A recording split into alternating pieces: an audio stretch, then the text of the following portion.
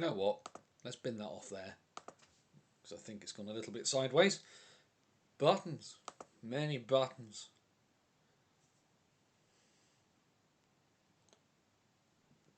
Oh. Oh dear. What's happened there? Hey, there we go. Had a real thought about that for a second, didn't it? Blimey, that was terrifying. Eek. We got a shave because it needs to match the passport and the driving license on the Prony Zero, but figured I'd have one to go with the show because we can. We'll just let people get in because obviously the tweet's gone out and the thing's gone out. Remember, share it, please. Get folk joining in. I need to do some more bits and pieces with it. Just having a quick check as well, because of course we do have a game on in the Elite League, which is going to be rocking and rolling along. That's all there, which is what we need. It's in all the usual places. So the one thing we do need to do actually is put it. Ooh. I don't like how they've updated the Facebook app. Blimey, how to sound like an old man, like right off the bat there, but you know.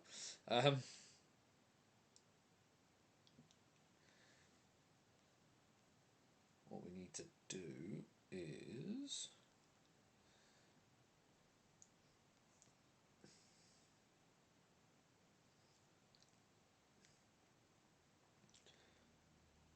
get a few bits and pieces going. This is very, very frustrating. What we'll do is get this all sorted here. There we go. That's what we needed. Let's put this in the Facebook story as well.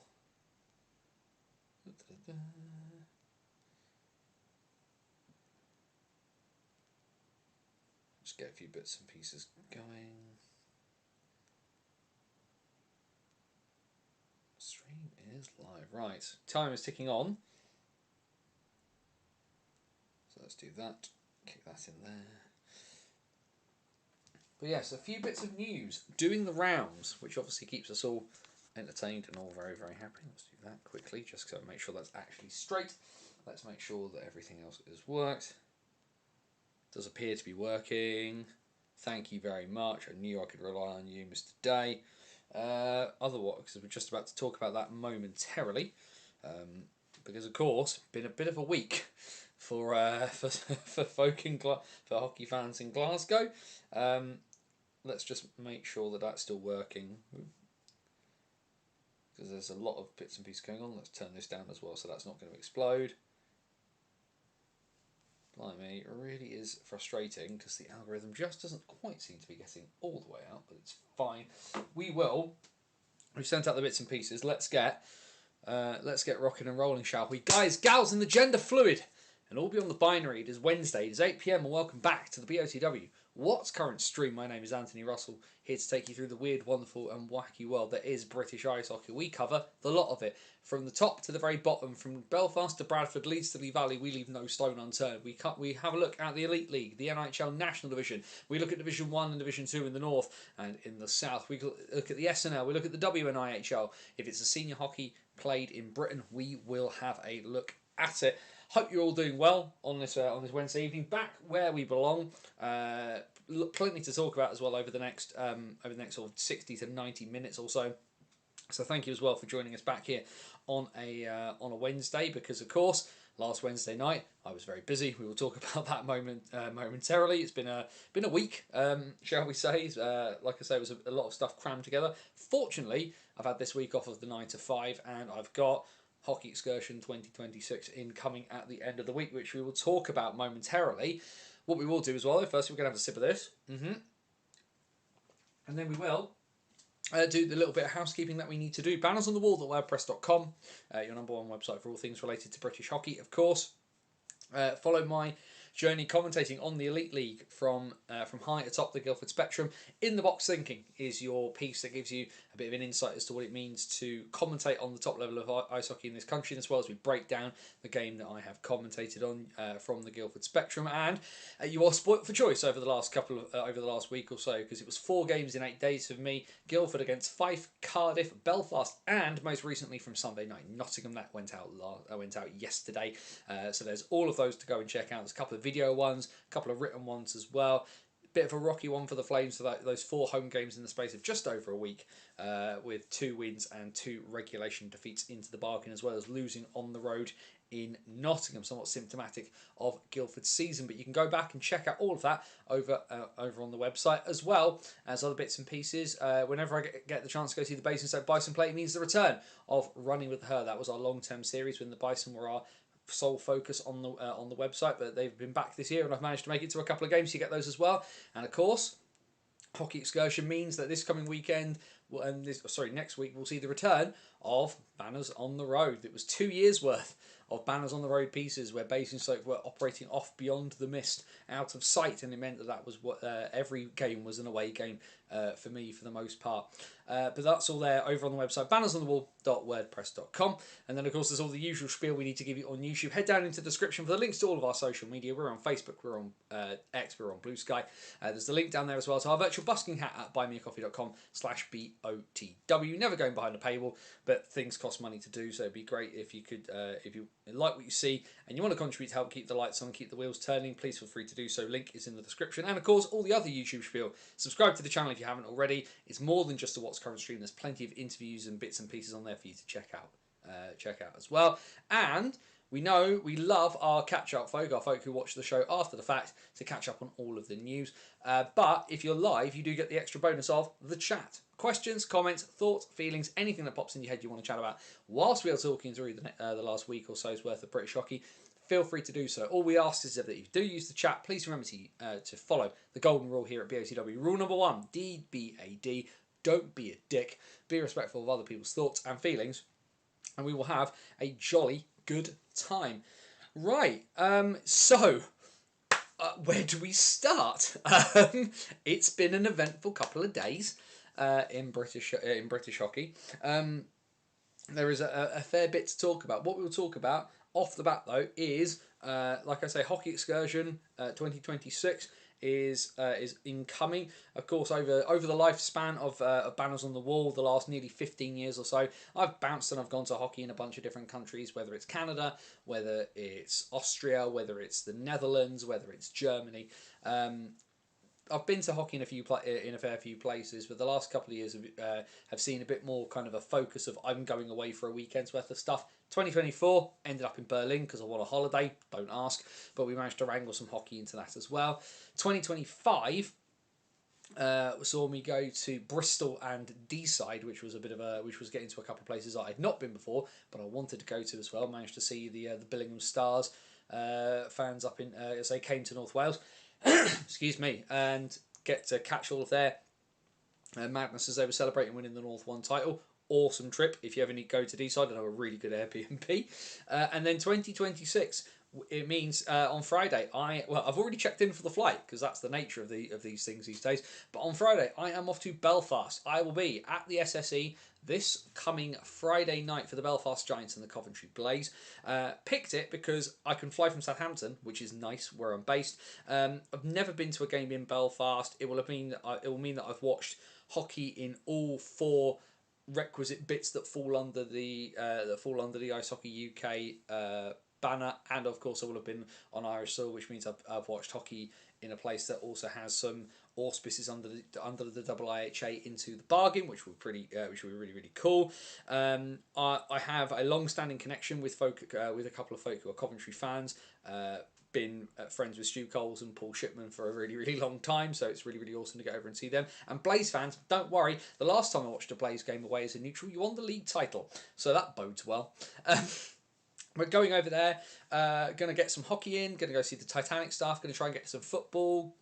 Depends on the weather, of course, for the football. I've got rugby tickets already booked as well, so it could be a very, very sport-heavy weekend, and then I'm back on Sunday because the Flames are away this weekend, so no game for me. So taking the opportunity to go watch hockey, not connected to either the place where I commentate on a weekly basis, not connected to the club I support week in, week out, so I can go and just enjoy the entire experience, because of course that's been the weird bit of the last couple of years, where with no Bison around and with no regular commentary gig, I spent 2 years bouncing around absolutely everywhere, and every game was just a let's sit back and enjoy the experience, whether it was being in Slough to watch the Bees or the Jets, or going and watching Oxford, or going and watching Swindon, going and watching Streatham.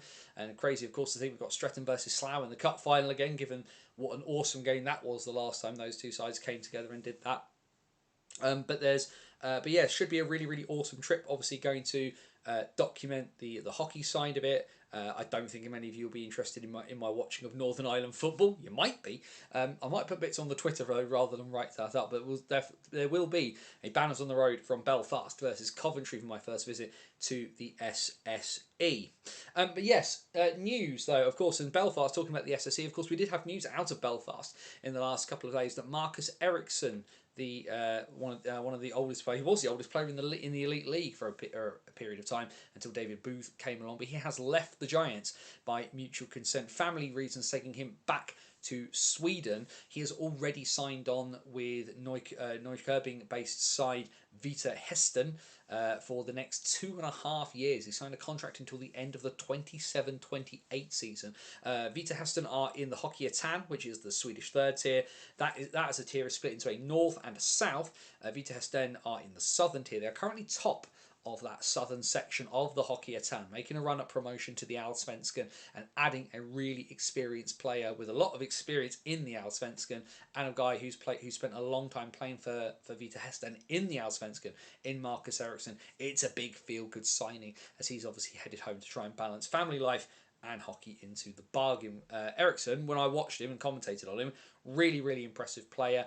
Obviously, a bit more advanced in years than some of his teammates, but same thing with David Booth. You can see the hockey IQ is there. You can see just how impressive he has been. Also, it should be said, the kind of player you want on your team, because the agreement was there for him to go home already. He realised there was injuries, realised Belfast would be short of players, and agreed to stay another week until people would be back fit to play, so that Belfast didn't play short. We wish Marcus all the very best with the remainder of as he heads home, and he was a fantastic player to watch. However, not the only bit of news out of the Elite League in the last couple of days, because of course there's slightly, in some ways, even bigger departure news, which is that Corey Nielsen has left the Glasgow Clan. The team announced that it is by mutual consent.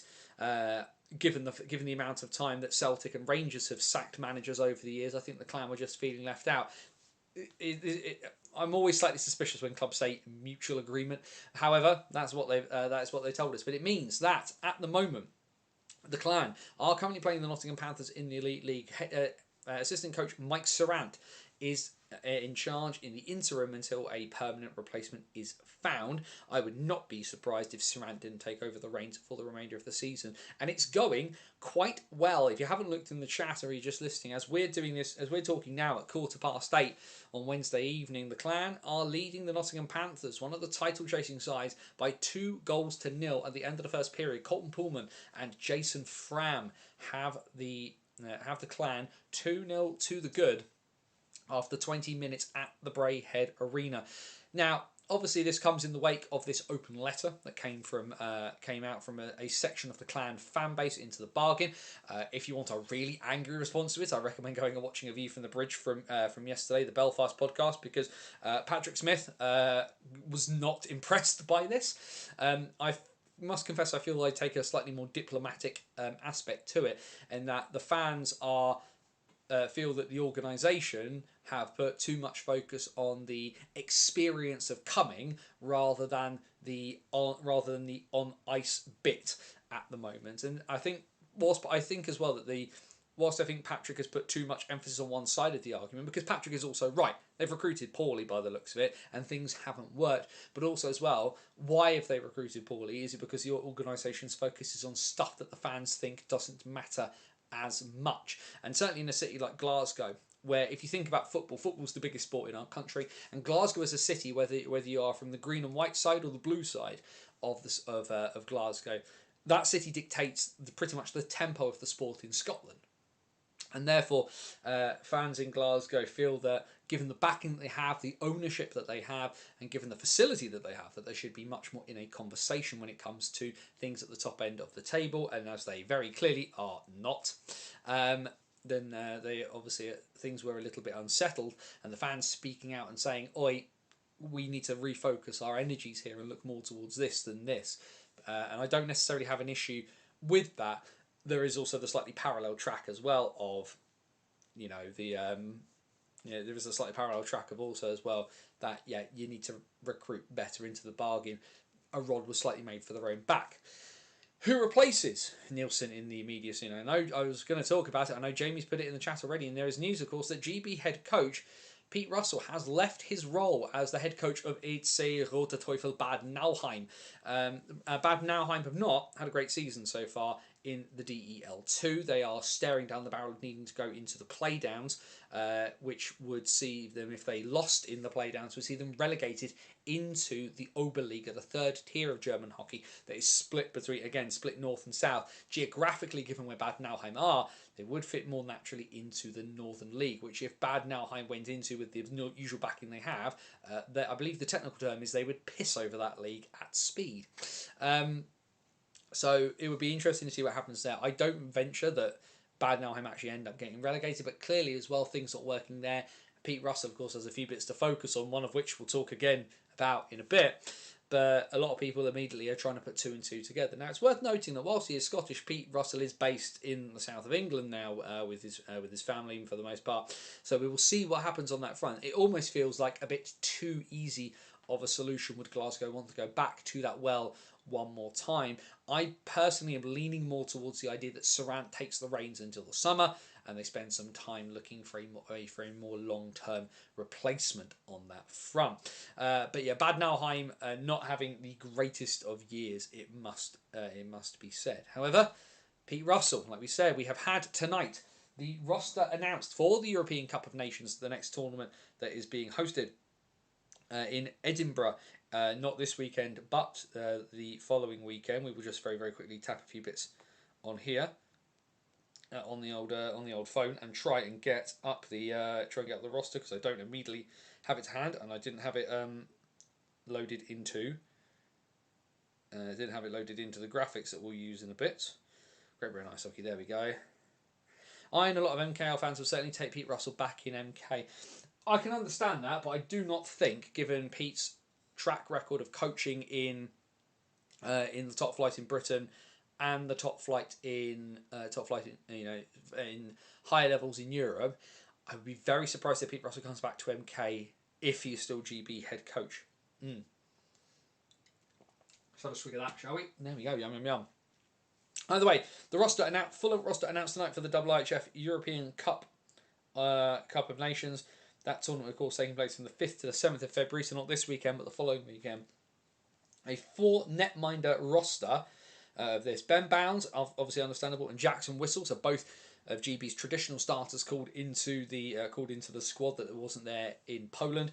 Also named to the roster are Lucas Brine, who started every minute of the last European Cup of Nations in Poland, and Ben Clark Leach is called in. No spot for Rennie Marr, but his Swindon Wildcats teammate Ben Clark Leach, who of course backstopped the GB under-20s to the silver medal in Romania, played every minute of that tournament as well, is called in to hang around the squad and be the 4th netminder of that combination.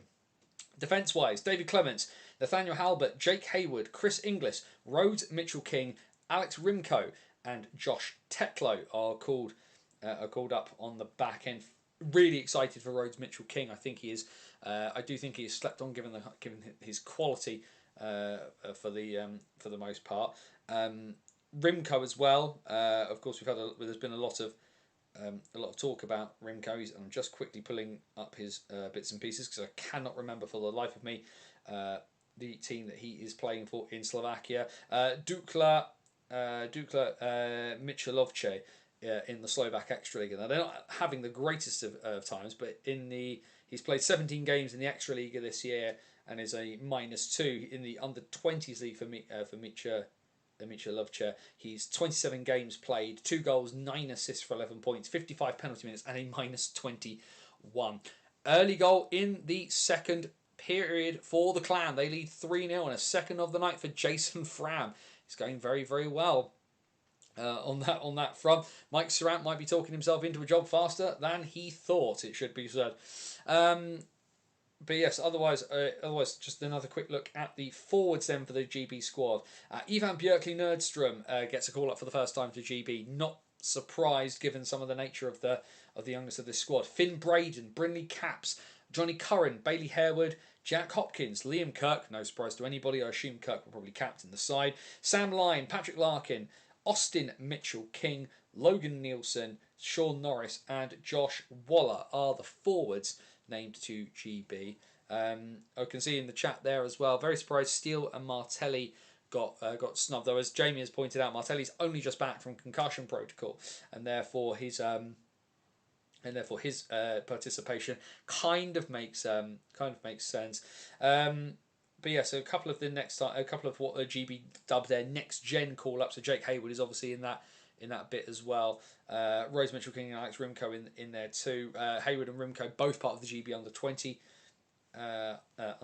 roster. Hayward is currently in the USPHL playing with the Red River Spartans. Apologies, they've got some fantastic names in there as well. But yeah, great to see a bunch of names being added to that. Björkley Nerdstrom, I feel, is probably one of the more elite league ready members of the Steel Dogs roster. Liam Steele, and I think it's probably I think Liam Steele's time will come. Just very clearly not right now. When you consider on the back end that they've if certainly with Hayward and Rimco.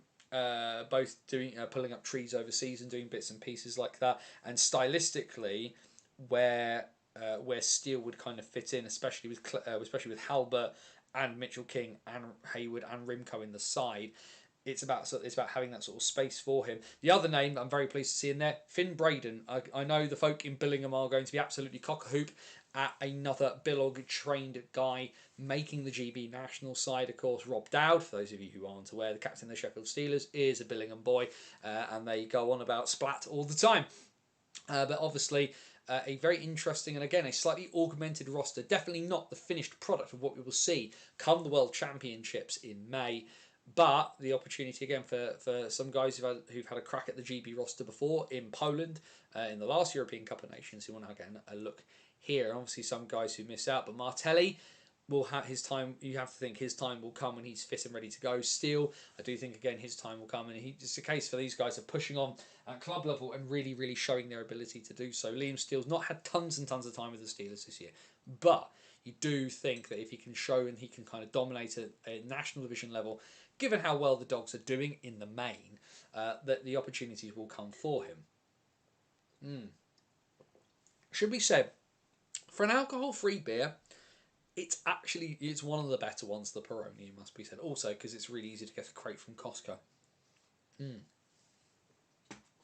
Do like to wet the whistle on a Wednesday night as we chat through this. But yes, a variety of bits and pieces going. The other bit of news, of course, that certainly affects me because I've been commentating on him for the last few months. Jake Gravel leaves the Guildford Flames, making his request to go back to North America off the back of the fact that the Flames are carrying 8 defensemen currently, and Gravel, looking for ice time, looking for opportunities, has requested his release.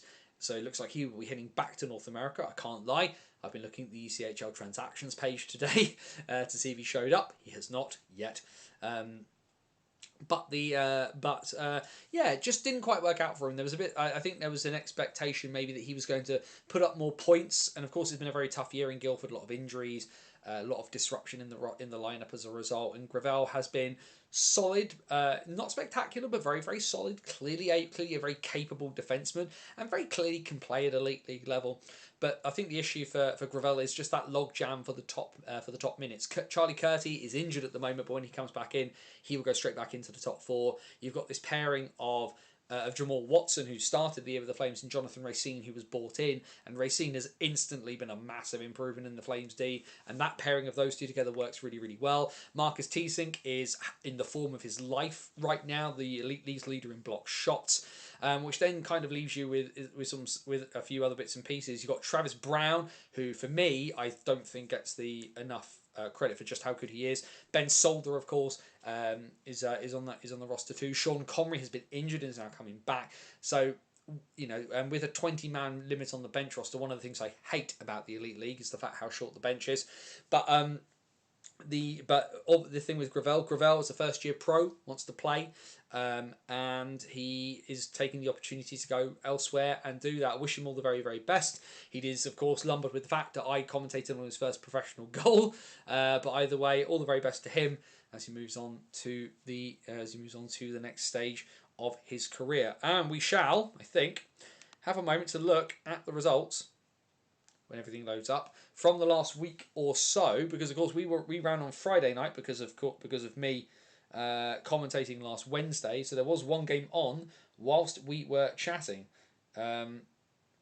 which was up in Glasgow. It's obviously going better for Glasgow tonight, because it didn't go so well on Friday. A 5-2 loss for what was towards the end of Corey Nielsen's tenure as the coach of the Glasgow Clan. Coventry keeping that good form rolling. 5-2 win for the Coventry Blaze in that one. Into Saturday, and well, they ran them close, but ultimately Fife unable to get this one over the line. They lose down at the Vindico by 4-3 to the Cardiff Devils. Sheffield and Manchester, well, they don't like each other a great deal, but on this occasion the Steelers taking the points over a Storm side that has arguably overperformed against expectations this year. Nottingham and Guildford were due for a home-and-home series, and after Guildford sprung a surprise, not to be this time at the Motor Point. It was 1-1 after Josh Waller tied things up short-handed. At this point, the Flames have scored more short-handed goals in the last month than power play goals. But ultimately, the Panthers able to muscle their way past. They won by 4-1. And for the 833rd time this season, Belfast and Dundee met at the SSE, a 3-1 win for Adam Keefe's side. That then takes us into Sunday, where it was a pretty full docket and having watched the highlights, a very entertaining game between English Anthony Sheffield Steelers and the Cardiff Devils at the Utilita. It should be said, Cardiff, when they played in Guildford, that 4-3 game the Devils won not too long ago, one of the more entertaining games, and apparently, and from the look of it, this game another cracker, but one that the Steelers win by 6-3. Saw a bit of grumbling from some fans about some of the some TikTok person in attendance. Stop complaining. It's all club promotion at this stage. Dundee, well, the wretched form at the moment for the Stars, and what turned out to be the last game in charge for Corey Nielsen, and the writing was sort of on the wall. Clan win by 6-1. And in the post-game interview, he was asked what was happening going into the next game, and just said thank you and walked off. We probably should have read that one coming from a while away. David Bruce scored an absolutely superb goal in this, but it was not enough for the Flyers. A 0-point weekend for Fife as they are put to the sword by the Coventry Blaze. Certainly a bit of rough and tumble in this one into the bargain. And well, it's a bit more than rough and tumble, as Lauren Hewlett, well, he would generally skate through a wall for the team, and he does, almost quite literally. A 3-2 overtime win for the Manchester Storm against the Belfast Giants, where Hewlett goes coast to coast, scores, jumps into the plexi, and the plexiglass plate pops out. Very funny thing if you haven't seen it. And then, as you see there at the bottom, it was the last game of the day because it faced off the latest at 6 p.m. But a 5-4 win for Guildford over Nottingham. A cracking game of hockey, this one, and the write-up is there over on bannersonthewall.wordpress.com. One, I think Nottingham probably benefited more from. Nottingham would have benefited from doing what Belfast did. Belfast winning 3-1 last Wednesday night against the Flames, and Belfast came in and played much more of a road hockey game. They did not allow Guildford space to skate into. Nottingham came in, and because they're quite similar stylistically, albeit they are a better team, so says the table. But yeah, I certainly, apologies, there's something under my foot I'm just trying to get rid of. But the issue for the Panthers is the Panthers came in stylistically, because they're so similar, this made it a bit of a firefight. And that wasn't the way to go, because the issue with the firefight is you can quite easily lose the firefight, and that can be a bit of a problem. Certainly, yes, Jamie, there was a very good tribute to Blake McCarthy, the Belfast Giants fan. Of course, many people aware we did speak about Blake We did speak about Blake last week on the show. Ben Lake, of course, as well, adding the B to the front of his name, because he normally has Lake 9, and added it so it said B Lake, so it obviously says Blake. Belfast are superb when it comes to these kind of things. 3-1, the Panthers on the board. Brendan Harris getting one back for the Panthers, and that could spell trouble for the Clan. We will see if they're able to manage out that game. Anyway, the Elite League table at the moment looks like this. The Belfast Giants top 3 points clear and a game in hand on the Cardiff Devils. Panthers a game, 2 games less played than Cardiff. One game behind Belfast, but the Giants still clear at the top of the table, even if Panthers win their game in hand. Either way, we have got an entertaining title race on our hands. And if Sheffield, given their good results this weekend as well, 44 points from 33. Aaron Fox's side are not out of it yet. Manchester 5th. Coventry, with their ridiculous recent form, in 6th. Back-to-back 4-point weekends for Kevin Moore's side. Guildford in 7th on 33. The tiebreakers favouring the Blaze on this one. The Clan then in 8th place on 31 points. And then there is a bit of a drop-off. Fife on 18 points from 34. The Clan have 2 games in hand on them. Dundee have 4 games in hand on the Flyers, but are bottom of the table currently on 16 points. As we look at the fixtures going forward then, tonight, of course, we know Glasgow and Nottingham are currently ongoing at the Braehead Arena. 3 games on Friday, and like I said, where you will find me, the SSE, my first visit to Belfast, for the Giants and the Blaze. Glasgow take on Guildford at the Braehead Arena. Dundee take on Cardiff at the DIA. In Saturday then, the second part of Guildford's Scotland doubleheader, they head to Kirkcaldy to take on the Flyers. Manchester look to about face and revenge their defeat in the House of Steel last weekend at the Storm Shelter against Sheffield. Nottingham take on Dundee. And then 4 games on Sunday, and what could be a really big one in the title race. Cardiff, Nottingham at the Vindico on Sunday. Sheffield have Fife at the Utilita. Belfast take on Glasgow in the SSE, a double home weekend for them. Coventry head back to the Skydome. They will take on Manchester. Apologies there. And, well, as we were streaming on Friday, we didn't, and certainly not the result I was happy with. The Bison ran the Steel Dogs close, but the Dogs are in the title race, and for a reason, they beat the Bison by 4-2 last Friday night. Full docket on Saturday. Another 3-game weekend for the Bison, but they do get a measure of revenge, having lost the games up in Solway, an overtime win against the Sharks. The Bison were 2-0 and 3-2 down in this tie. Brendan Sellam with the overtime winner.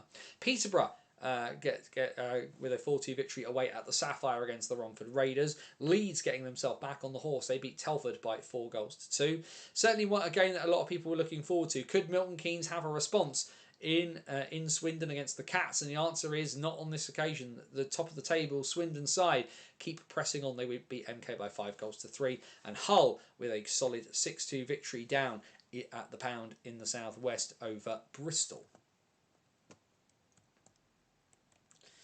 And for Solway, well, it went from bad to worse. A long journey to Basingstoke, losing in OT. They then come back home and they were absolutely shellacked by the Dogs.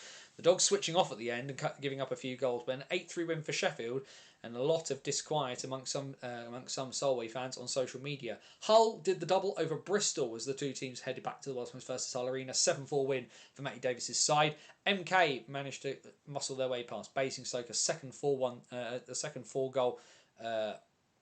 goals given up for the Bison. They lose 4-1 at the Thunderdome. Leeds squeak by Peterborough. Liam Payton with the OT winner for the Knights over the Phantoms, but a loss in regulation for the Wildcats. They lose away at Telford to give everybody behind them, and especially the Sheffield Steel Dogs, a little bit of extra hope.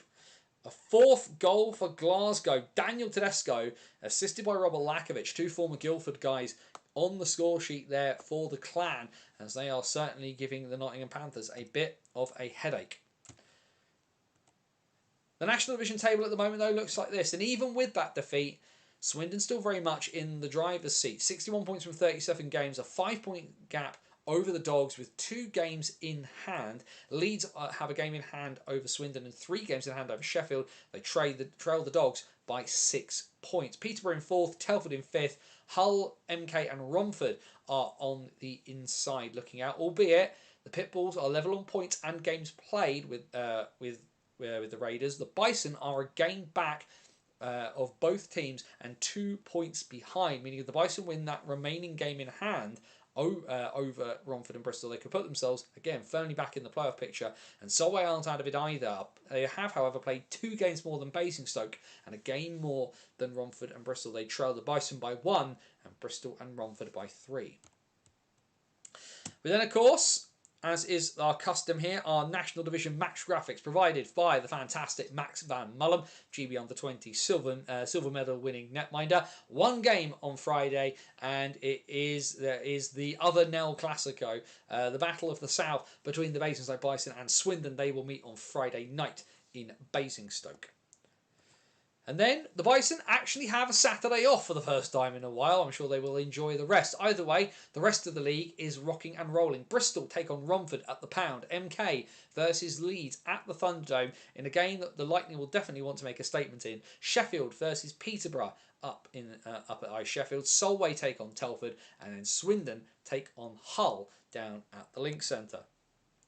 On Sunday, the Bison are back in action. They have the long trip up to the world's most versatile arena to take on Hull. Leeds take on MK. That could be very, very tasty at the Castle. Peterborough take on Sheffield in a repeat of the Cup semi-finals. The Phantoms look for a measure of revenge. Romford take on Bristol. Telford welcome Solway to Shropshire. Oh, too far. There we go. We'll do that. We'll do that anyway, and then we'll press this button so we can have a pause for a second. The full game highlights are up from Sunday. Thunderdome includes interviews with Vito Rauser, Lee Jameson and Nick Paul. Great night at Lightning Retro. I'm really pleased everybody enjoyed it. Like I said, I didn't particularly enjoy the jerseys. But also, not for me.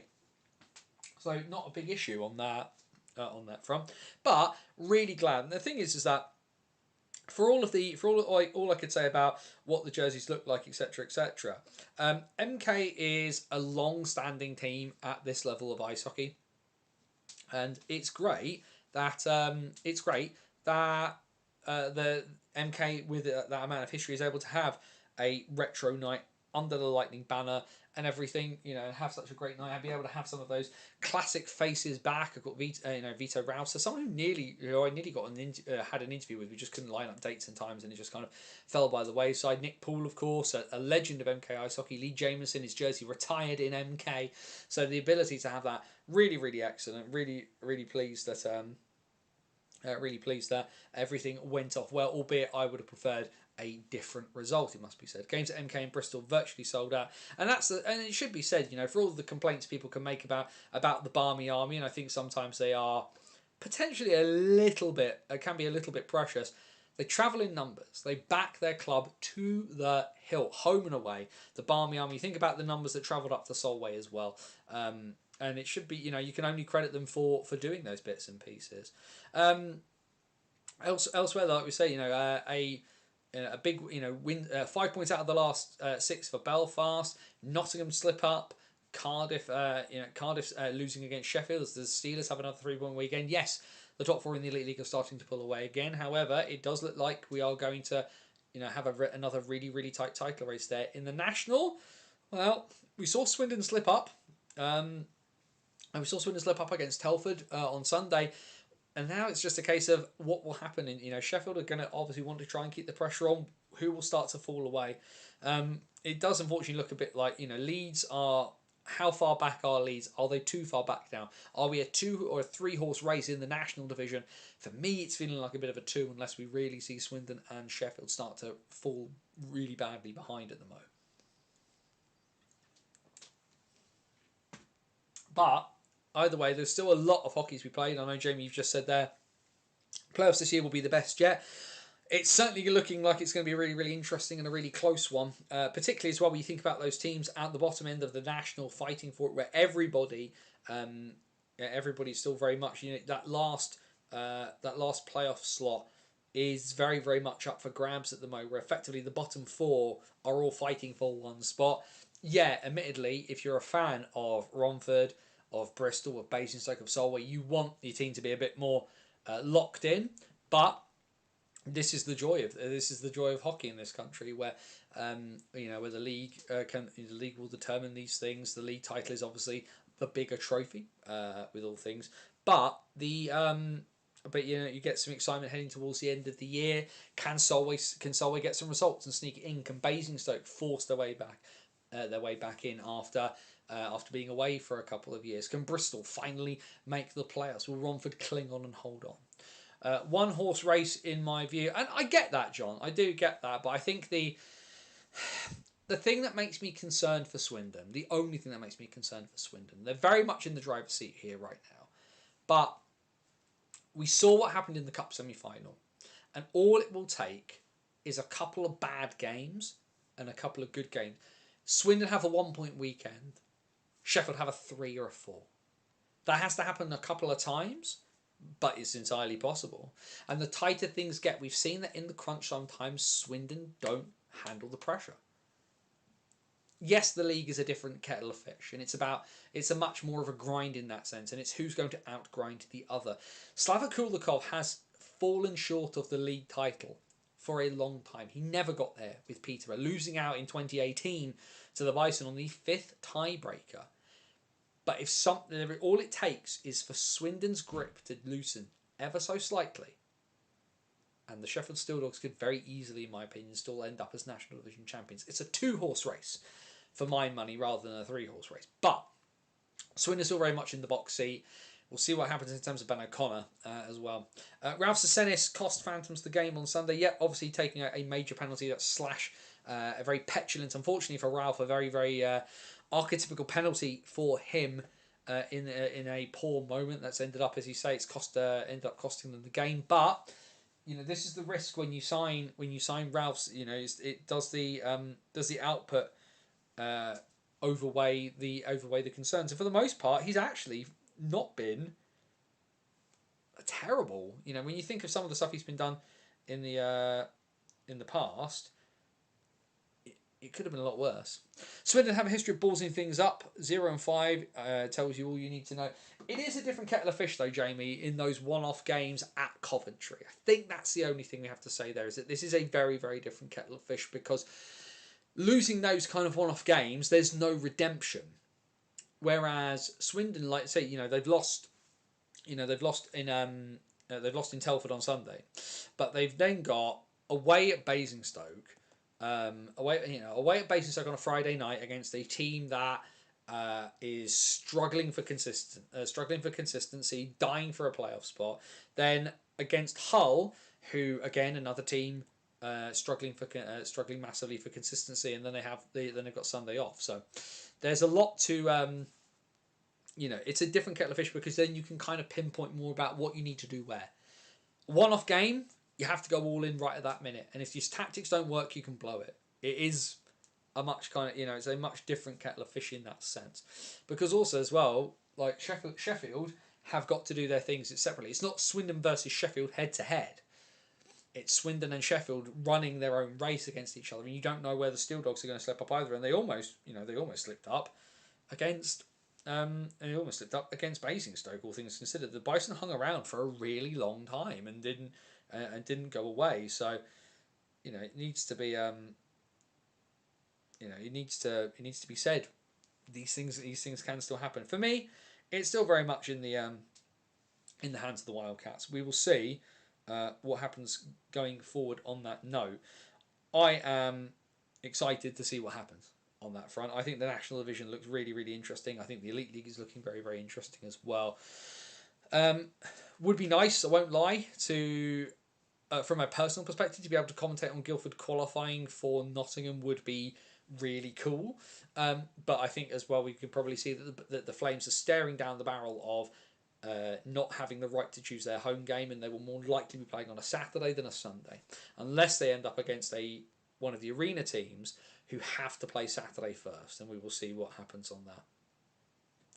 Thank you for that as well, Jamie, because it's what I did want to mention. You've beaten me to it. The Cup final, the National Division Cup final, as we know, Leeds and Sheffield will meet, and the Cup will stay in Yorkshire, but which part of the county will it go to? Thursday, the 26th of February, at the Castle for the first leg against for Leeds. Wednesday, the 11th of March, at Ice Sheffield, we'll see the first bit of silverware in the National Division decided. Not the first bit of silverware of the season, of course, we'll talk about that. momentarily as we go. I need to slow down. I'm talking so fast. I'm feeling out of breath. I also did a fair bit of exercise today as well. I went for a really, really long walk today. And it's one of those things that I suddenly realised at about 11:15 that if I didn't go out and do something, I wasn't going to leave the house all day. So I went for I did like a good sort of a good long walk through my part of Southampton just to get the legs pumping, get the exercise going, because I'm going to have a very busy weekend of it if nothing else. So I wanted to get the I'll go for another walk tomorrow as well because I'm intending to do a walking tour of Belfast. I found an app that you can download. You can download your first audio tour for free, and it works on GPS and will kind of tell you what the next bit is. So I wanted to get a bit, get the legs going, get the stamina up for those kind of things. Well, you've seen the graphic anyway, so let's go and talk about. Let's talk about the SNL before we talk about the rest of the before we talk about the NIHL. 3 games on Saturday and a win on the road for the Aberdeen Lynx. They beat Solway by 5-3. Jaden Baxter, Connor Duncan, Jordan Layden, Callum Smith and Zach Thompson for the Lynx. Lewis Chalmers, Scott Cowan and Struan Tonner on the board for the Sharks in this one. North Ayr could not get that revenge from New Year's Eve against the Edinburgh Capitals. They lose this one at home by 6-2. Liam Houston and Rocco Murray on the board for the Wild, who have lost a couple of players to Solway over the last couple of weeks. A hat-trick for Chad Smith. The other goals for the Capitals come from Joe Lynch, Jonah Johnson and Gary Simpson. And then, well, it's our friends Kilmarnock. God bless them. Ross Chalmers with the lone goal for the Thunder in this one. For the Rockets, 2 for Robbie Barnett, 2 for John Dolan, 2 for Rio Page, 2 for Grant Reekie, and then goals from Sean Beattie, Michael Island, Dennis Consus, unsure how to pronounce that name, Cam McGiffin, and Lewis Neve.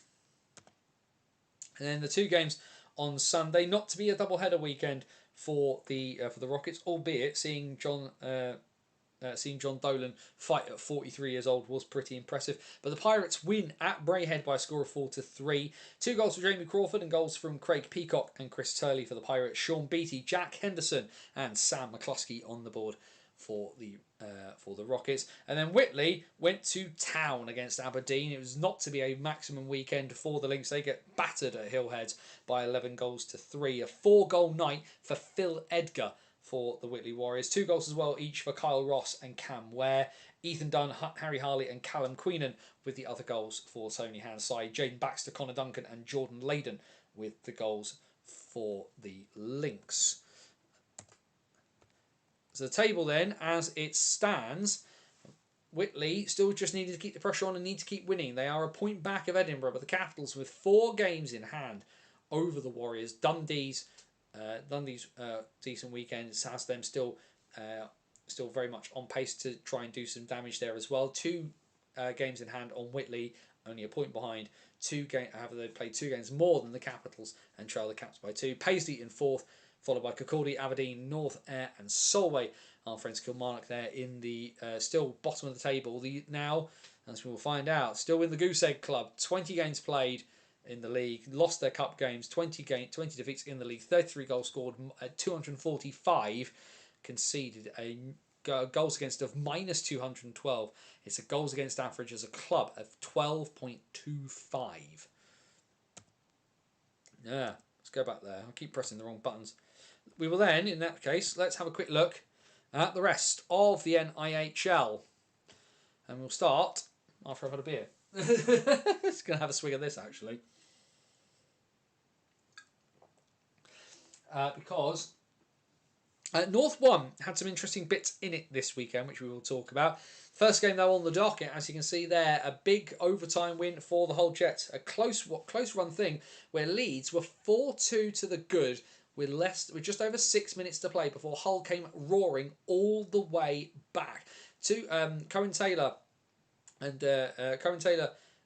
Kieran Beach had scored the early goals for the Jets. Tom Palmer with 2 goals as well for Leeds, before Kurtz Baumanis and Frankie O'Sullivan had the Knights in a commanding position, but then goals from Ethan Daintiff and a goal 3 seconds from time, a first of the season for the Jets for Josh Yeardley, tying the game up and taking it to overtime, where Beach's 13th of the season gave the Jets the extra point. That's a 2-1 split between these two sides, and a game that the Knights still will be kicking themselves over. A 3-assist night as well for Lawrence Dean. As you can see, the numbers there, a pretty impressive night in net by both Dan Crowe and Ollie Booth.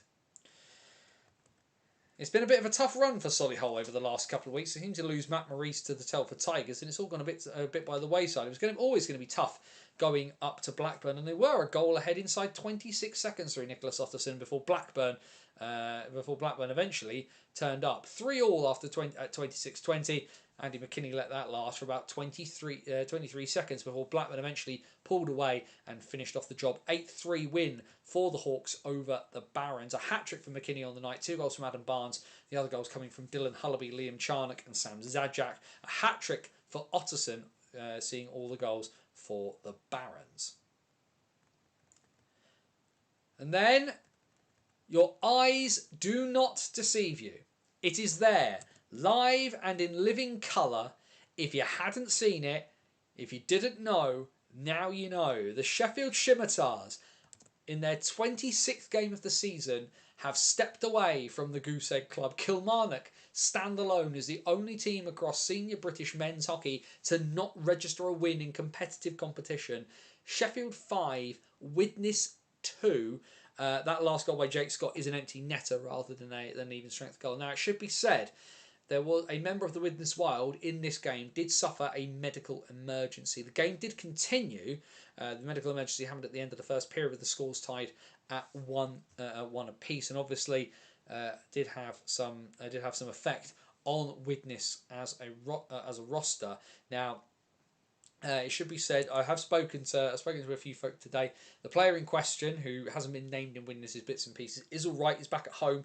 They are still, there's still some medical bits and pieces to go through, but the player was rushed to hospital on the evening, is okay now, and that is kind of a sidebar as to kind of what's going on here. But ultimately, for the Scimitars, they have to beat what was in front of them, and finally, it took them a while, but they did manage to do it. Jake Scott, Joe Matthewman, Sam Keeling, Finn Williams and Ben Cutts get the Scimitars their first win of the campaign.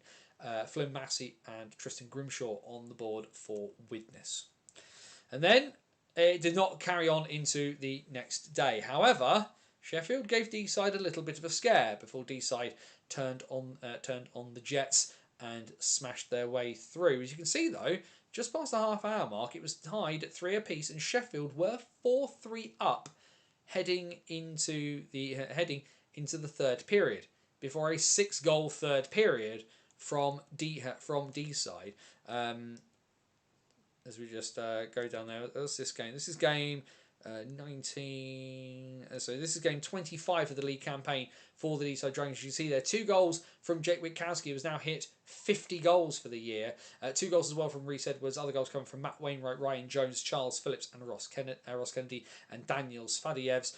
Scimitars travelled incredibly light. As you can see, they're almost minuscule roster and 1 netminder, but still put up a pretty impressive performance. 2 goals for Sam Keeling, 1 for Ben Cutts, 1 for Joe Matthewman, and 1 for Jake Scott for the Shims, who ran it close. But as you can see there, Nick Winters, 9 goals on 64 shots, meaning he made 55 saves, which is bonkers. Not a night to remember for Phil Pearson. He conceded 1 goal on the 1 shot he faced. Billingham had to take on a Widnes side that was still reeling from what happened on Saturday, and the Stars put the Wild very firmly to the sword. A late goal inside the last minute from Andrew Hopkins ruined the shutout for the Stars. Otherwise, 2 goals from James Moss, 2 from Roland's Grittans, and goals from Sean Galloway and Ethan McLaughlin to get the Stars the win in this one. They had 72 shots. As you can see there, our friend Luca Tasadri having a pretty rough night, but 6 goals and 72 shots is a beyond impressive performance on what has been a very, very tough weekend for Widnes, all things considered. So fair play to our boy Luca.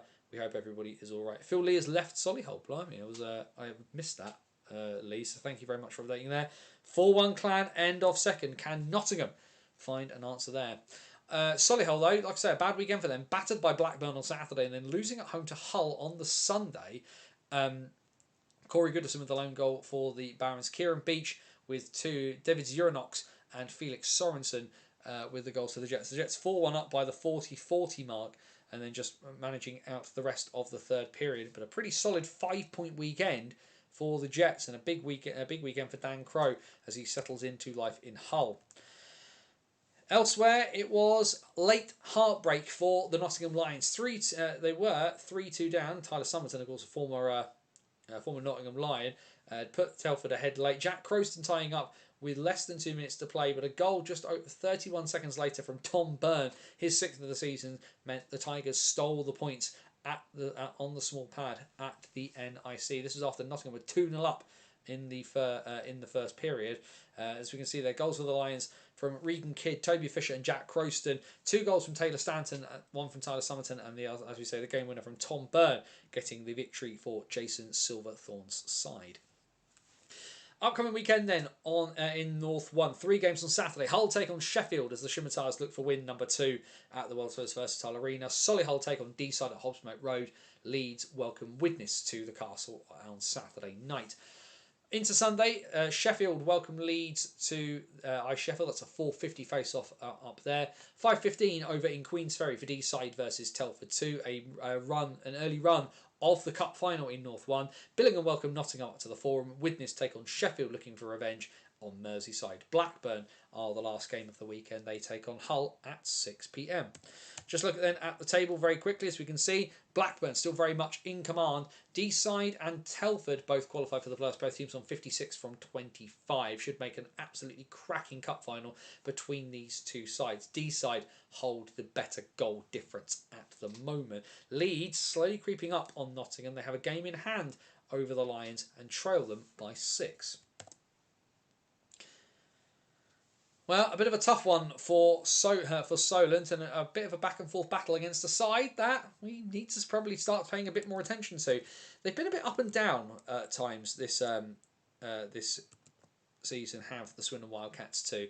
However, they still seem to be able to turn up in the moment and get a result when it matters. And less than a minute into overtime, having made Solent battle back, Jake Williams with the overtime winner sees the Wildcats steal the extra point from Alex Murray's team in Gosport. You can see as well quite a few penalties into the bargain in this one. Goals for the Devils, 2 for Liam Coleman, and goals as well from Ben Locke, Ollie Cackett and Dan Lackey. Goals for the Wildcats, 2 from Jake Williams, 1 from Oscar Sagan, 1 from Jan Kostel Sr., 1 from Tom Ashmore, and 1 of course from Mega Sniper himself, Ollie Stone. Will never not be crazy on that one. A 49 save performance in net from Ben Clark Leach, who of course is now having on for a very good week. Aaron Taylor, 35 saves at the other end. And then there was this nonsense. Of course, we should say a big happy it was his 40th birthday this past weekend. Chris Beale, friend of the show, personal friend for a very, very long time, and one of the media crew at Streatham. And the Redhawks celebrated by going on by doing a heated rivalry TikTok with a local bookshop, going on BBC London and battering the living daylights out of Cardiff. 14-1, and another very lopsided score for the Redhawks. It should be said, if we scroll down, you may recognise the name as to who was between the pipes for the Cardiff Fire. That's right, Chris Disco Douglas, who subsequently played through injury in this game and was unable to get up and down properly between shots, but no other player in a position to go in, and manages to at least keep it as low as he humanly possibly could. Aaron Moody with the lone goal for the Fire. For the Redhawks, if we take a deep breath in, hat-tricks for Dylan Dix and Ethan Lane. 2 goals for Alan Lack. Other goals coming from Aidan Doughty, Jared Lane, Ryan Watt, Dan Rose, Roman Cathcart and Marcus Bradley. A 3-point night for the Bison defenceman, who is on a 2-way now with the Redhawks alongside Cathcart. And then a big one on Saturday, a home defeat in regulation for the Jets. A huge performance by Invicta, and one that you will see, given the shots on goal, a massive 49 save performance from Brad Windebank for the Dynamos, who were 2-0 up at the end of the first period. Ollie Dennis and Mads Toon with the early goals. Juha Lindgren pulling one back before Toon's second of the game. This is all before the end of the first minute of the second period. Ben Ely Newman scoring late in the second, but The Dynamos battled their way through. They only had 21 shots, scored 2 goals on Matt Smithell, and end up coming away with all the points. A big, big night from Brad Windibank. And you have to think of the Dynamos, who've played short on a few occasions in different places. If they can get a full roster and get a run going, and Windibank can keep his form, the playoffs could be a really interesting occurrence for them.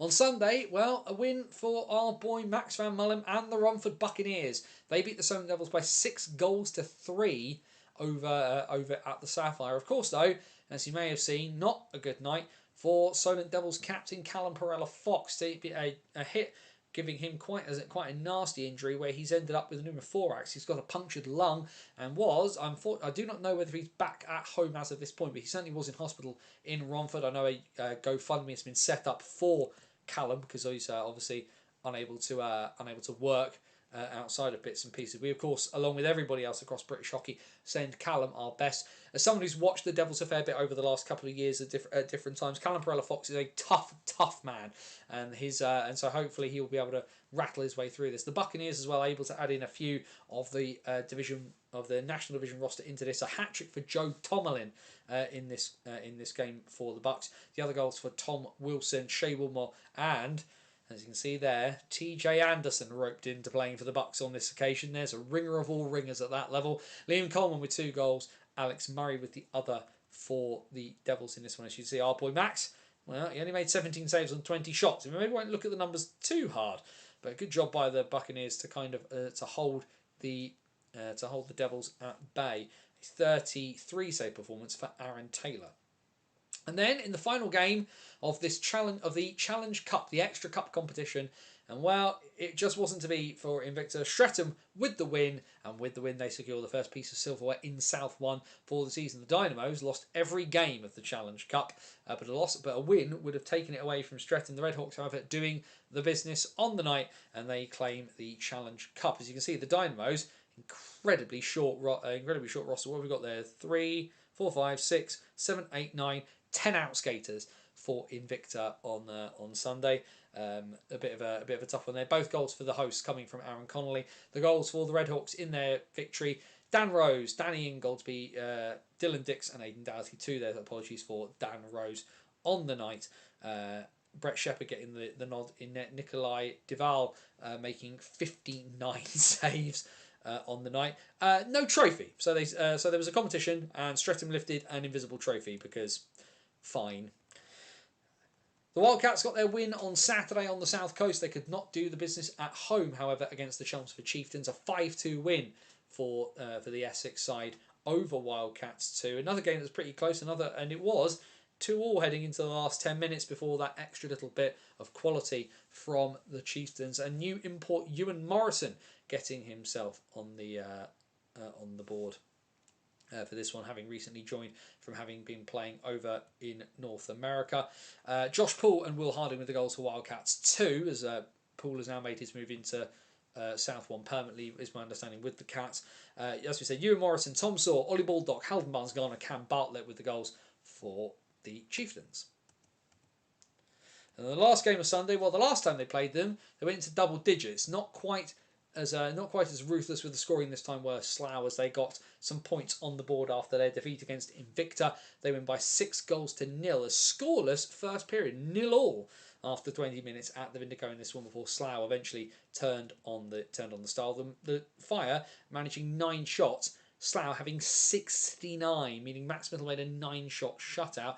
Gemma Davis managing a 63 save performance. Very impressive from that young lady, it should be said. Goals for the Jets coming from Seth Moore, Timo Lindgren, Brandon Miles, Kyle Bradburn, Ben Ely Newman, and Juha Lindgren. Next weekend then in South 1, 5 p.m. down on the South Coast. Solent versus Streatham never fails to impress that game down in Gosport. If you're nearby, I do recommend going along. Chelmsford versus Invicta in the local derby at the Riverside. Slough versus Swindon at the Hangar. Cardiff versus Romford down in the Cardiff Bay. 3 games on Sunday as Invicta take on Slough, Streatham take on Romford on the High Road, Swindon and Cardiff in the local derby at the Link Centre on Sunday. If we just have a quick look at the league table, Slough's still top, but that regulation defeat does keep everybody within striking distance. The Redhawks have 3 games in hand on Chelmsford and Slough, meaning that they could make up a possible 9 points, which would take them top of the table. The Fire, with their 1 overtime win, still have only the 2 points on the season. Oh, I've done it again. What's it doing that? Pressing buttons and it's doing silly things. There we go. Let's try that. Jason Stone is a real name from the past on that game sheet. Isn't he just? I couldn't believe it either, all things considered. But when you need a body, you need a body. Windybank was immense on Saturday. The numbers tell that story. And the thing as well, Carl Lennon, I think, has a really good setup for how to beat Slough. His issue is getting his team to play that setup for 60 minutes. But when you've got a netminder who at South 1 level, Brad Windybank, is good enough to carry games by himself and has shown there that he can really, really do some damage. Into North 2, and another win for the Nottingham Lions 2 as they sneak by the Kingston Sharks on the small pad at the NIC. The winning goal coming from Charlie Davenport early in the 3rd period to get a full 3 points for Lions 2. Davenport had 2 on the night. 1 for Toby Fisher and 1 for Jake Fisher. 2 goals from Lewis Rogers and 1 from Mackenzie Barker for the Sharks. The first leg of the Cup semi-final, of course, the weekend previously, where everybody else was playing their Cup semi-finals, the rinks in Sheffield being used for the European Skating Championships, meaning the Sting and the Titans were left to fight it out this weekend instead. And the Sting won the first leg by 5-2. It's been pretty impressive from the Titans this season, but ultimately falling short against Sutton in this one. 5-2 after the first leg. Ryan Apsley, Morgan Gladsby, Justin Dennison and Cam Gladsby with the goals for the Sting. Goals from Scott Howes and Tom Humphreys for the Titans. And then the second leg the next day, and it just wasn't to be for the Titans. They had no response, and another dominating performance from the Sting. 5-1 on the night, 10-3 on aggregate, and the Sting will take on the Billingham Buccaneers in the North 2 Cup final in February. Goals in this one. The lone goal from the Titans coming from Harry Roebuck. For the Sting, 2 from Morgan Gladsby, 2 from Callum Russell, and 1 from James Spencer takes them over the line and into the Cup final. 2 games on Saturday in North 2. Kingston and Sutton will meet in the early face-off at the World's Most Versatile Arena. Coventry and Bradford meet at 6:30 p.m. at the Sky Dome. On Sunday, Altrincham take on Billingham. Joe doesn't know the face-off time, as we get our lovely box scores, of course, from NHLstats.wordpress.com. 4:20 at I Sheffield for Sutton versus Coventry. 7 p.m. on the small pad at the NIC, as the Sheffield Titans look to get back to winning ways in the local derby against the Nottingham Lions.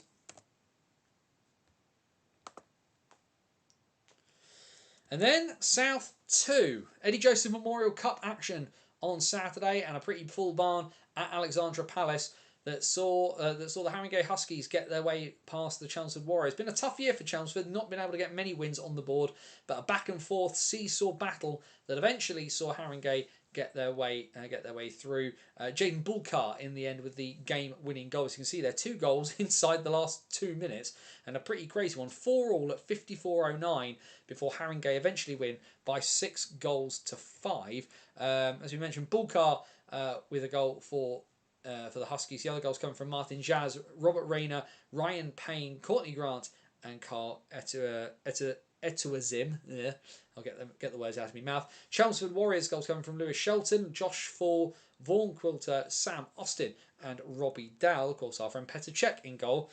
22 saves on 27 shots is not what you'd like to read. Caleb Sheehan gets absolutely shellacked. 51 saves on 57 shots on the night for him.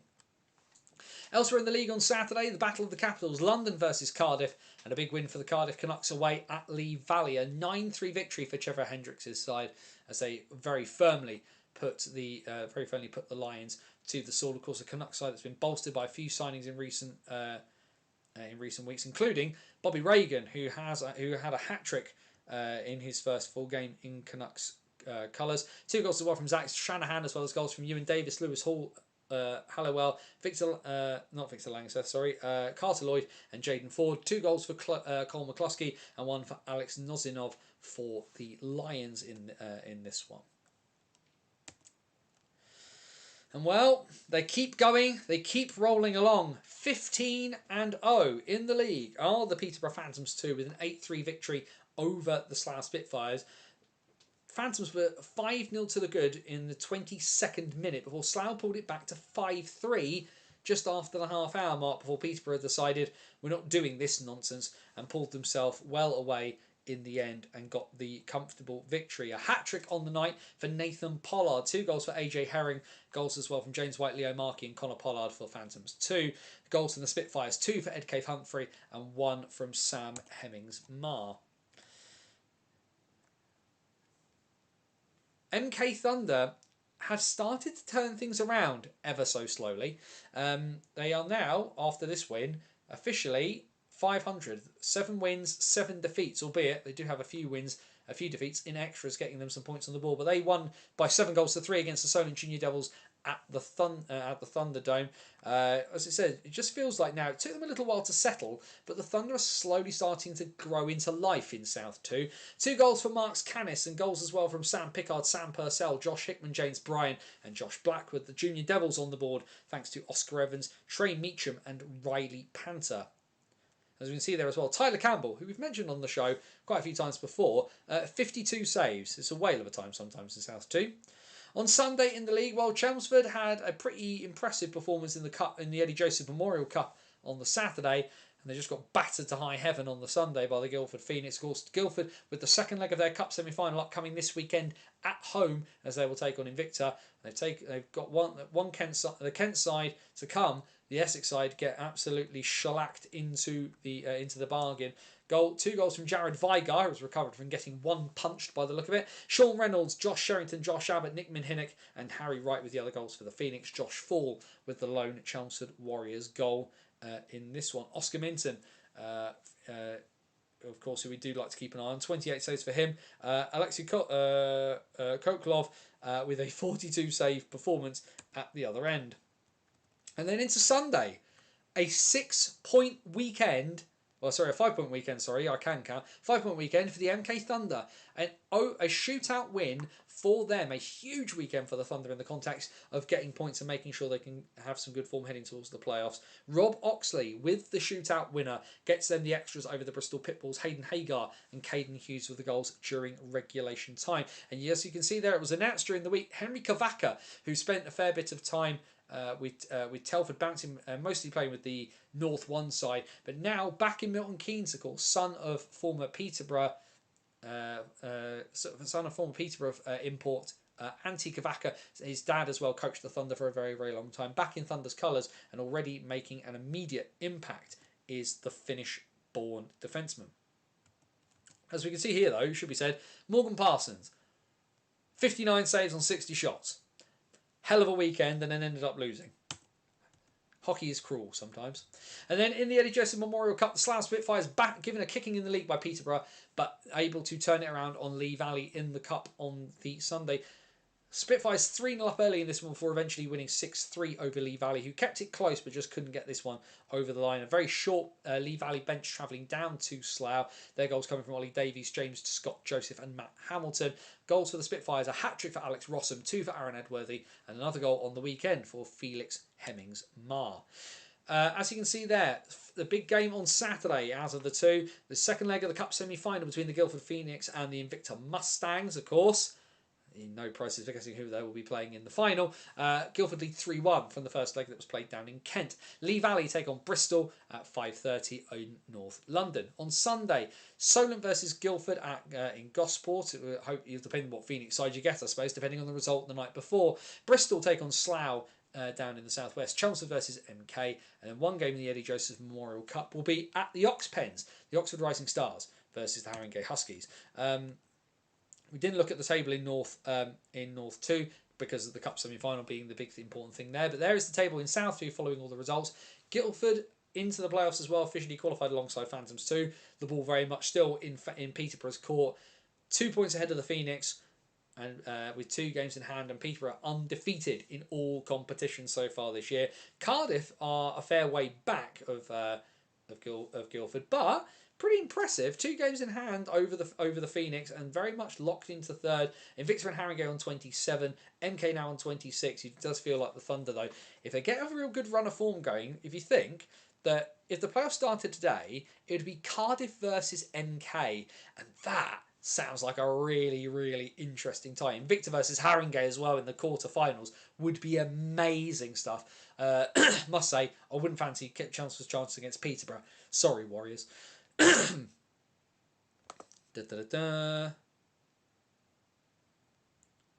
that. Third period just faced off. Clan 4 Phantoms 1 was a fight at 38-41 between Joe Hazeldine and Tim Doherty.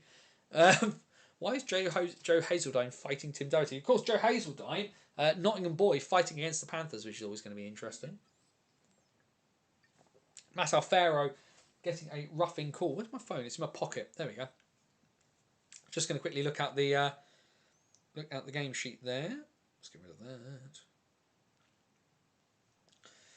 Pressing buttons.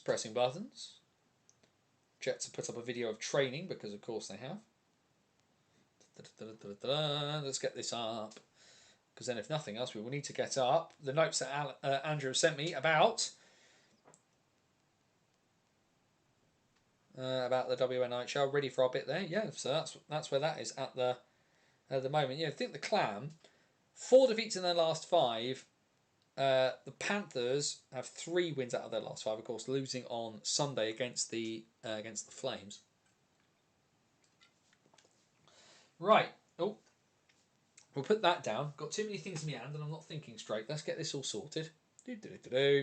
Let's get up the notes that we need from Andrew as we head and have a quick look at the WNIHL. I've been hearing very good things about the Thunder recently.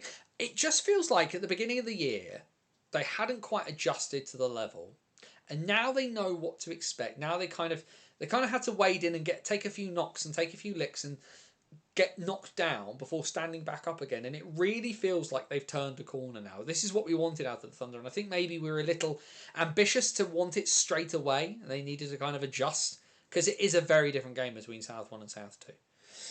Either way, the WNIHL, big thanks, of course, for our information provided by the wonderful Andrew Day. Do make sure you check out all of Andrew's bits and pieces. Andrew Day 111 on Facebook, if you look for his hockey page for bits and pieces. And the big local derby in the WNIHL Elite, the Queen Bees managed to get their way past the Guildford Lightning 2-1. Power play goal from Abigail Stewart, and the game winner from Ellie Wallace. Margot Sire with the goal for the Lightning in this one. The Queen Bees out shooting the Lightning by 54-16 in this game. The other game in the Elite League, Solihull beating Bristol by 3-1. Peyton Fincher, Katie Anderson and Robin Mullen with the empty netter at the end for the Vixens. Mackenzie Kelly with a power play goal for the Huskies. Of course, been a pretty rough year for the Huskies. In fact, outshot in this one, 72-13. But certainly running the league champions close, all things considered. So the Elite League, as it stands, looks like this. And it looks like, again, we are going to be in for a bit of a run-in, but potentially, between the Vixens and the Queen Bees. But Whitley Bay are still hanging around. Vixens top on 16, Queen Bees on 15, Whitley Bay on 15. But the Queen Bees have 2 games in hand over their rivals from the Midlands and the North, respectively. Guildford staying 4th, Streatham, and then Bristol holding up the bottom of the table. Upcoming fixtures in the Elite League this weekend. Whitley Bay take on the Queen Bees. That is a midday face-off on Sunday at Hillheads. Guildford take on Bristol. That is at 6:45 on Sunday.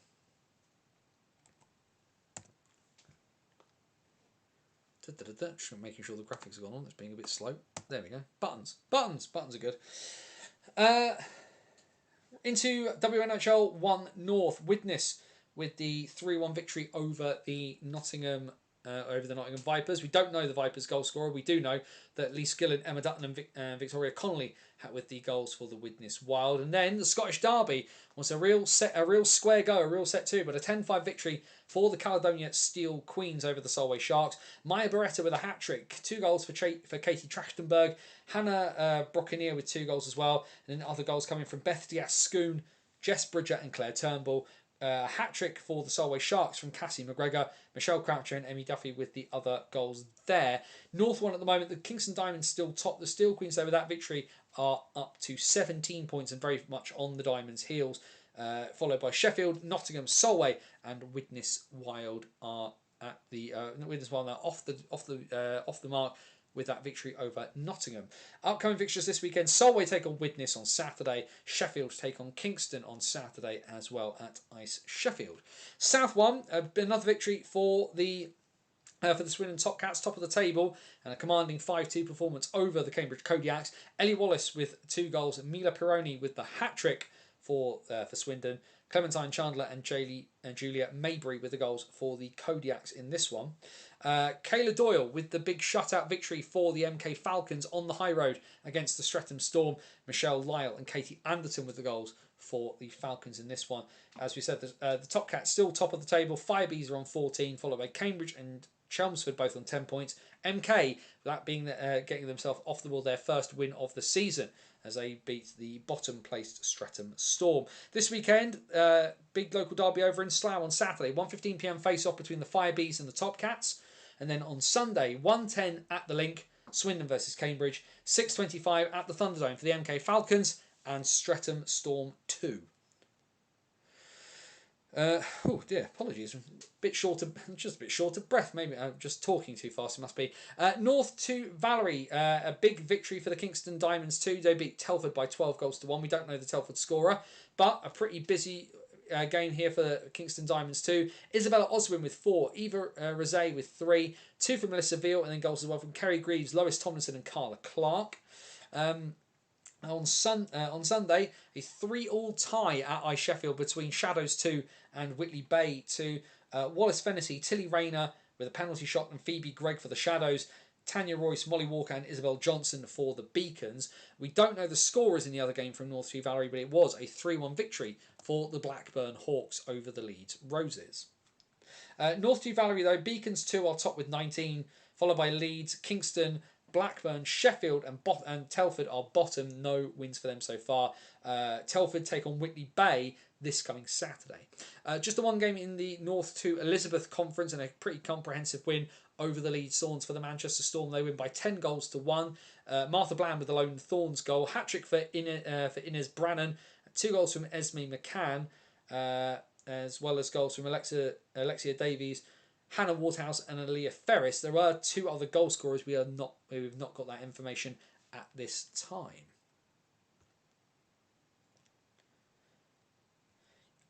Blimey, Richard, I was not aware of that. Thank you very much for that. Richard Robinson in the chat, of course, father of Xander Robinson from Engate. A 14-round penalty shooter. I now feel even worse for Morgan Parsons. Poor guy. What an absolute nightmare of a... Oh, I hope somebody got him a beer after that one. That is not fun. As we can see, there one game in the South, nothing in the South 2 Valley, but one in the South 2 Elizabeth. A comprehensive win for the pretty solid win there for the.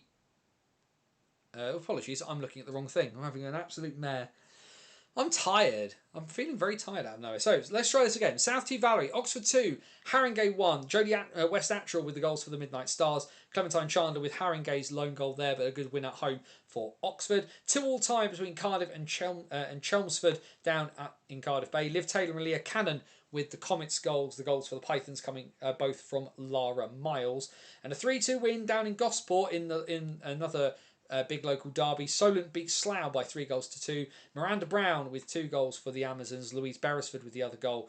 The Sirens goals coming from Bob Alder and Hannah Martin. Greyhounds and Sirens tied at 14 at the top of the table. Greyhounds hold the tiebreaker at the moment in that one. Haringey versus Chelmsford this Saturday at 6:30 at Ali Pally. Cardiff versus Oxford is a 7 p.m. face-off in Cardiff Bay. South 2 Elizabeth, the Dynamics giving MK Falcons 2 a seeing off down in Kent. 10-2 the final score there. A 5-goal performance from Chelsea Meany for the Dynamics. Lucy Mewett with a hat-trick as well, and 2 goals from Charlotte Davenport Jeffrey.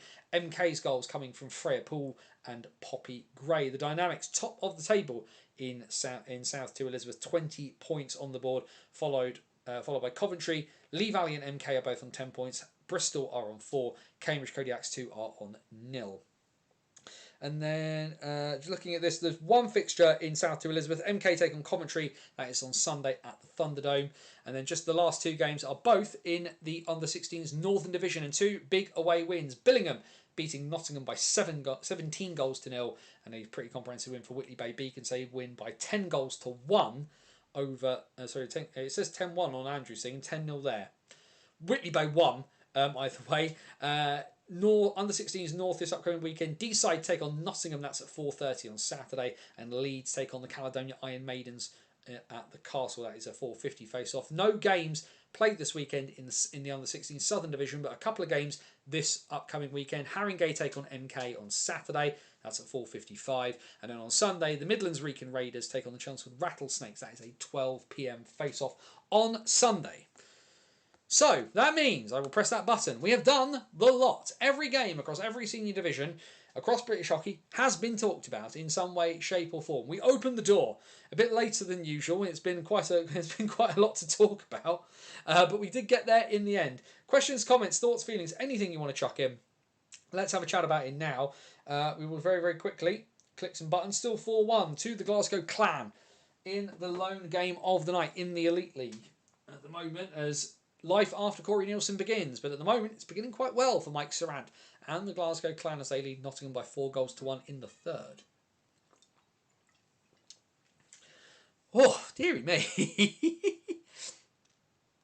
Like I say, feeling very tired out of nowhere. But yes, questions, comments, thoughts, feelings, anything you want to chuck in. Looking forward to this weekend. I won't lie. Apologies, there's a bug just on the window. Get rid of that. But yeah, very much looking forward to this weekend. Just something different, and it's not a bad thing to do different stuff like this. It's good to take advantage of these sort of spare weekends where Guildford don't have a home game. Of course, taking opportunities to go to Basingstoke when it's cropped up, but being able to go somewhere different. And I think I was missing it a bit. I won't lie. Having had 2 years of pretty much going where I wanted, when I wanted, within reason, and not being able to go to some of those rinks has been quite tough. It feels very odd, but I'm living with the choice that I made, and I'm enjoying it immensely. It'd be nice to go to a game where I don't really have any skin in the game, and I can just kind of sit back and watch it. What will be interesting next season, of course, is because the news is out that Oxford, the City Stars, of course, everything under Oxford is now back under one banner. The Rising Stars and the City Stars and the Juniors are one club, and the City Stars are raising money for their return, and they have a bunch of perks involved. Do go check out the Oxford City Stars socials to check out those bits. Obviously, like I say, a bit of a mixed weekend, some really interesting results. We now know the North 2 Cup final will be between Billingham and Sutton, but of course we do, a bad injury in North 1, a bad injury in South 1. Playoff tickets should be out, I think, next week or 2. My usual moan about block allocation still applies, and my usual response will come to you, Jamie. MK are not the only team in the league. There are 11 teams. There needs to be some amount of equity for everybody to have a crack at going. But we acknowledge that this is the conversation we're going to have. We will park it and then move on. And not hold against each other the fact that we disagree on this, because that's the nature of things. We can have different opinions and it doesn't matter too much. It's all good. Just going to very quickly pull up the game sheet in Glasgow versus Nottingham just to see. There's no big differences there that I can immediately see. I can see Liam Soulier is in goal for Glasgow tonight. What's the shot count? At the moment, Glasgow out shooting Nottingham 29-16. That is not good from the Panthers. But I think that is might be one to forget there. Not a great start on a Wednesday night for Danny Stewart's lot. But yeah, like I say, I'm very excited to get over to Belfast. A few people I know. It does seem to be a bit of a podcaster convergence. I know Patrick Smith from Review from the Bridge is going to be over. Scott Findlay from 3 on 3 is going to be over. Of course, the boys from Door 14. I'm sitting with the boys from Door 14 for this game, which will be watching behind the goal. I haven't watched that much hockey from behind the goal since commentating in Slough. But very much looking forward to a different weekend in a city that I haven't properly done. I am part Irish. My mum's dad is from Cardiff. My mum's mum was from Lisbon, from a very Protestant family in Northern Ireland. But I've never done Belfast. I've only gone through Belfast to go to Lisbon. So the ability to kind of have a look at Belfast, walk around, experience it, get to watch hockey there is something really cool. I think the more pressing thing is that the Sky Dome is getting too small to host the playoff weekend. The issue is where else do you hold it? Sheffield is arguably will be too far north for the southern teams, and people won't like that. The fact you will have to do the Steel City Showdown into the playoff weekend there. Can Sheffield hold that? I don't know. Given the logistics issues that were with the Steel City Showdown last year. I think the issue is that ultimately Nottingham is too big. Sheffield, the arena at Sheffield is too big. Sheffield is arguably a little bit too small. There isn't a rink in the middle. Arguably Cardiff would be the ideal size, but Cardiff is also a terrible place to play it, and it's out of a lot of people's way. Like, it's great if you're Bristol and Swindon, not so great if you're Solway.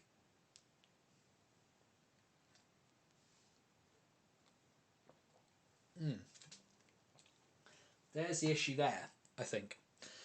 Because that's the issue, Jamie. Where do you host it instead? Where else do you go?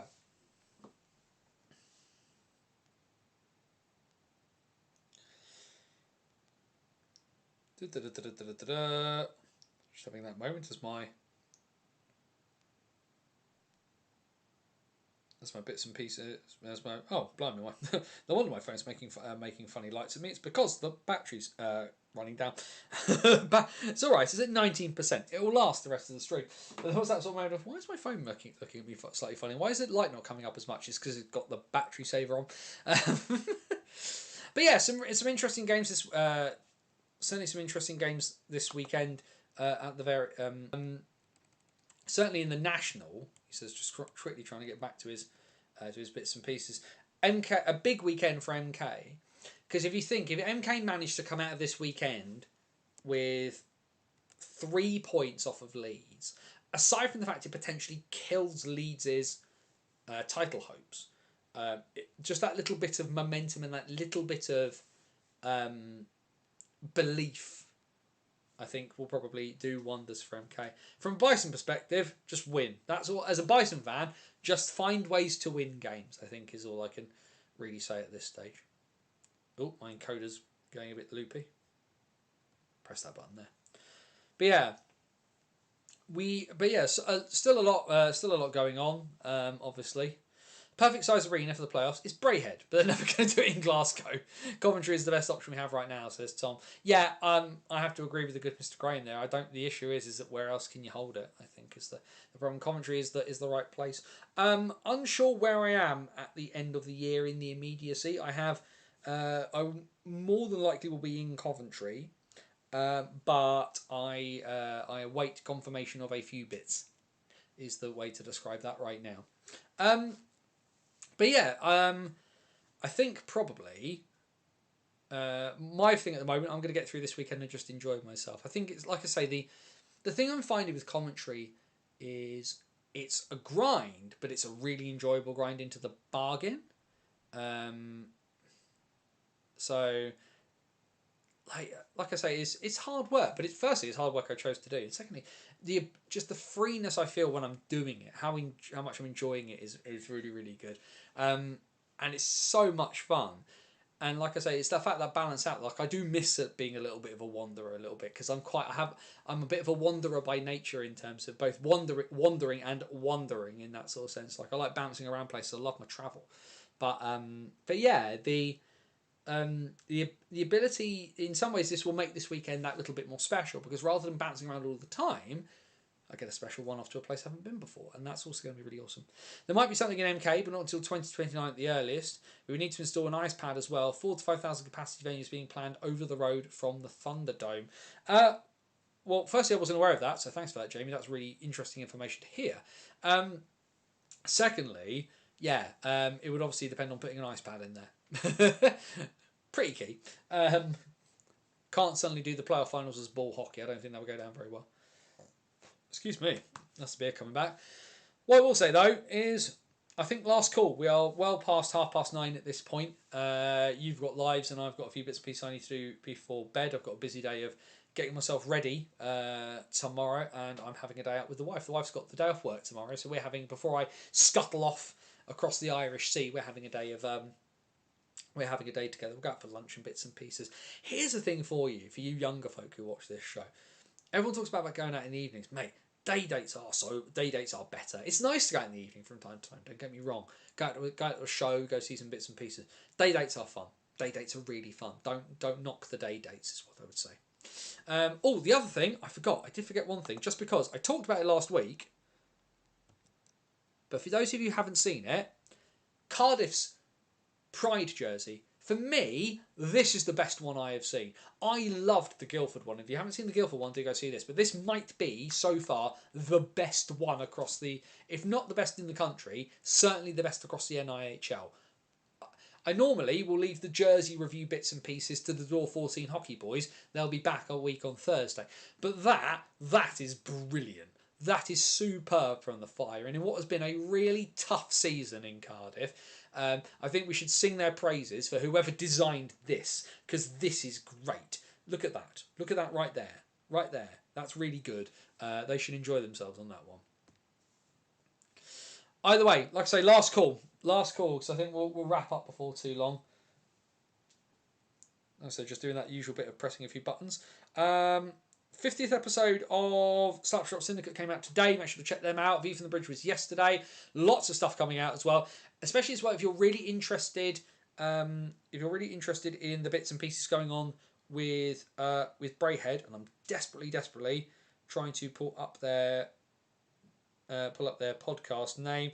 They are Clan from the Stands, who do some bits and pieces about Brayhead. If you want sort of a Brayhead view of what's happened in Glasgow, go check that out. That'd be really I had a listen to that today. Very, very interesting, their thoughts on that as well. Andrew, what have you got? 3-game weekend for me. Fire Bees versus Top Cats on Saturday. Top of South 1 in the WNHL.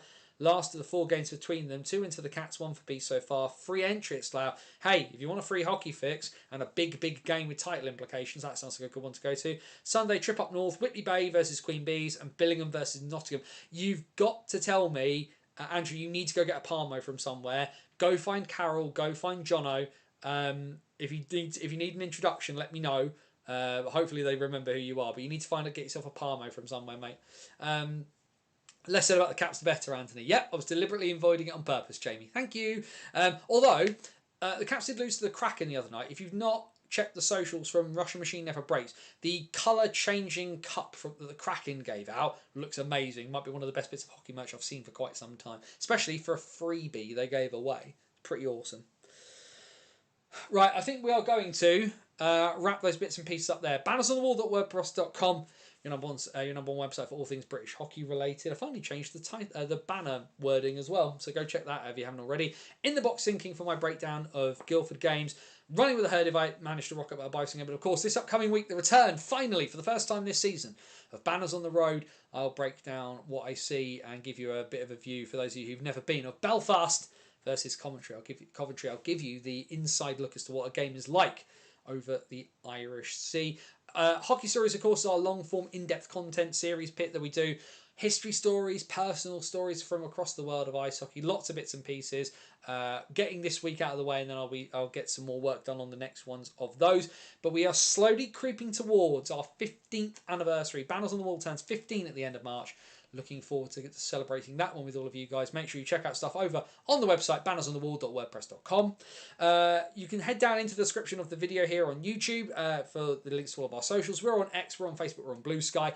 Do follow us on all of those platforms if you don't already. And also the link down there in the description to our virtual busking hat over at buymeacoffee.com/BOTW. We're never going behind a paywall, but things do cost money to do. If you want to help, if you like what you get from BOTW, you want to help keep the lights on and keep the wheels turning, please do go check us out over on buymeacoffee.com/BOTW. And then, of course, all the usual YouTube spiel. Like the video, subscribe to the channel if you haven't already. It'd be awesome to get some more bits on that. Do all your bits and pieces. Tell your mum, tell your cat, tell your people and bits and pieces, because ultimately, The big thing is we'll be back next Wednesday, 8 p.m, for the only show that covers every game of every senior division across all of British hockey. That is here, 8 p.m. next Wednesday, for the BOTW What's Current stream. There we go. Yeah, apologies. My back just got a bit tired out now, and my back's hurting a little bit, and maybe it's just because I'm getting old. But going to look forward to having some fun this upcoming weekend. Traveling, I say it a lot that go watch hockey in different places. Time for the first time properly this year to go take my own advice, I think, on that front. And I fully intend to enjoy the experience and looking forward to seeing some people that I've not had the chance to see for quite a while. Be happy. And if you can't be happy, then wherever you are, please do everything you can to please be safe. As my friend Scotty Was would say, take care of yourself and somebody else. For bannersonthewall.wordpress.com, this is Anthony Russell saying stay safe. And so long until next time, have a great hockey weekend wherever you are. I will do my level best to enjoy myself across the Irish Sea. I will raise a Guinness to you all. Thank you for your support. As ever, we will see you back here next Wednesday at 8 p.m. for the next What's Current stream. Have a really good weekend.